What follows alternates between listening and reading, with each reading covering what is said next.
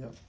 Hello, this is Dr. J. Hartley at Hartley Chiropractic and Scoliosis Center. And today we're going to teach you how to do a scoliosis screening at home using an app that's on our website. You go to the website, it's Hartley Chiropractic and Scoliosis Center, St. Augustine, Florida, or short is drjhartley.com.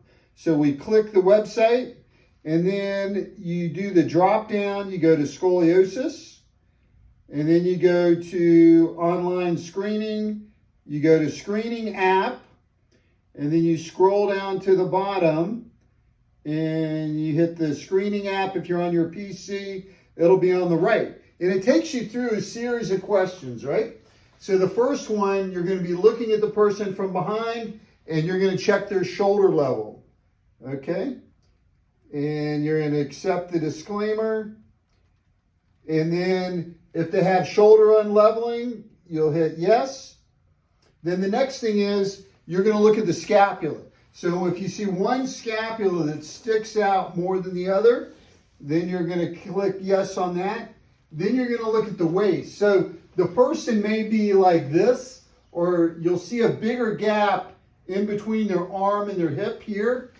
So that's the waistline that they're talking about.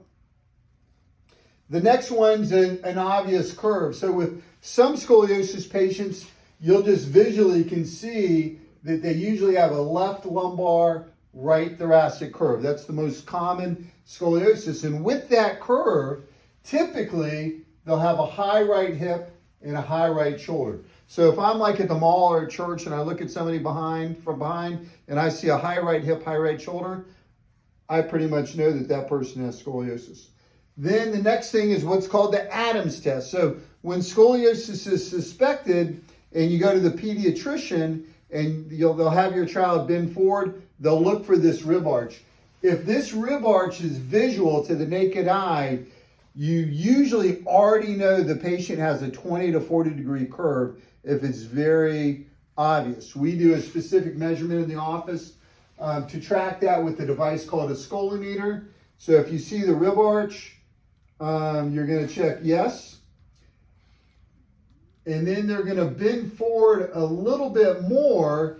And if they have a lumbar curve, it's a little bit more like muscles versus ribs, but it'll tell us that they have a lumbar curve. Usually that one is on the left side in 80% of scoliosis patients. So we're checking yes there. Is there a family history? There's never been a proven genetic test for scoliosis, but we know scoliosis runs in families. And I personally have seen it in a family where 5 generations had the exact same x-ray and type of scoliosis. So if one family member has it, it's important to get the other family members checked. If there's a family history, you're going to put yes. And then you're going to put, is this a male or female patient? 80% of scoliosis at the adolescent level is in females. And that's also true in adult scoliosis. In infantile and juvenile scoliosis, they tend to be more balanced.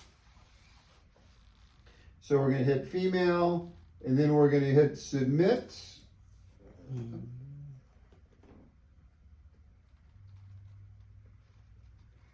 And then we checked yes on everything.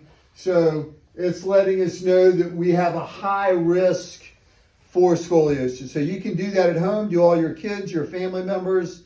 Don't forget grandma and grandpa, because senior citizens are the most common group that have scoliosis. So this has been Dr. J. Hartley teaching you how to do a home scoliosis screening in honor of Scoliosis Awareness Month, June 2024. Now go out there and make yourself a great day.